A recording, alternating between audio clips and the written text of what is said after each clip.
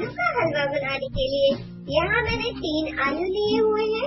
इसे मैं अच्छी तरीके से मैश कर लूंगी। मैश हमें ज्यादा बारीक भी नहीं करना है, रफली मैश करना है।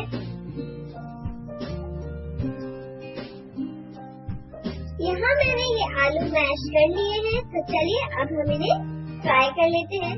फ्राई नहीं, भून लेते हैं। तो आप एक नॉनस्टिक कढ़ाई ले लीजिए, उसमें मैं 1.5 छोटी चम्मच घी डाल रही हूँ, शुद्ध देसी घी। उससे खुशबू अच्छी आती है। और जब घी हल्का सा गर्म हो जाए तो हम उसमें डालेंगे हमारे मैश किए हुए आलू, और हम आलू को अच्छी तरीके से भून लेंगे। और भूनना कब तक है, इनका कलर हल्का सा चेंज होगा, हल्का सा गोल्डन ब्राउन होगा और खुशबू आपको बहुत ही अच्छी आएगी।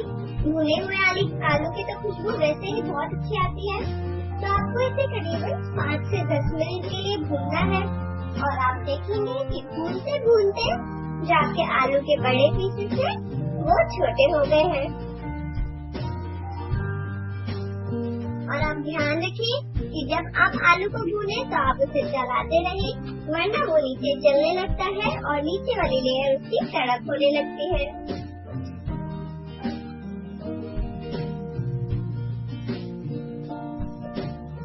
और देखिए इसकी खुशबू जब आपको अच्छी आने लगे, वो इंडिकेशन है कि आपका आलू भुन गया है।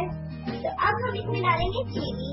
यहाँ पर मैं 1/4 कप चीनी डाल रही हूँ, जो नॉर्मल मेजरमेंट कप होते हैं। अगर आप चाय वाले कप का यूज कर रहे हैं तो उसके अकॉर्डिंग मैंने 1/2 कप चीनी ली थी, उसे मैंने पीस लिया था और फिर वो चीनी मैंने यहाँ भुने हुए आलू में डाल दी है। अगर आप इसमें साबुत चीनी डालेंगे तो जब तक चीनी की ग्रैन्यूल्स खुलते हैं तब तक हमारा ये हलवा कड़क हो जाता है। और हलवा कड़क नहीं करना है, हलवा सॉफ्ट सा ज्यादा अच्छा लगता है। तो ये देखिए हलवा की कंसिस्टेंसी कैसी है, बिल्कुल ये सॉफ्ट है, कड़क नहीं है। अगर आप इसे ज्यादा कड़क कर देंगे, ज्यादा इसकी कंसिस्टेंसी ठीक हो जाएगी, तो उसकी आप बर्फी बनाइए। बर्फी भी बहुत अच्छी लगती है, तो उसकी रेसिपी आप मेरे चैनल में देख सकते हैं। तो ये देखिए हमारा हलवा रेडी है। अब हम कर लेते हैं। हलवे को आप अपने मनपसंद ड्राई फ्रूट्स के साथ सर्व कीजिए।